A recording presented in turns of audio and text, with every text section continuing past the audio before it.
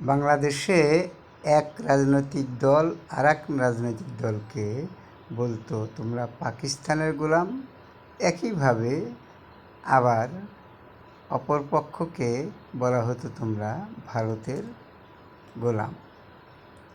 এভাবে চলতেছিল প্রায় 53 বছর।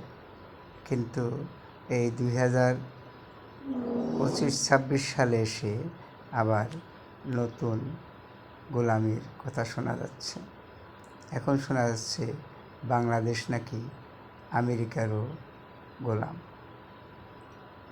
আগে অবশ্য দুটি দল একে অপরকে বলতো যে তোমরা পাকিস্তানের গোলাম, তোমরা ভারতের গোলাম।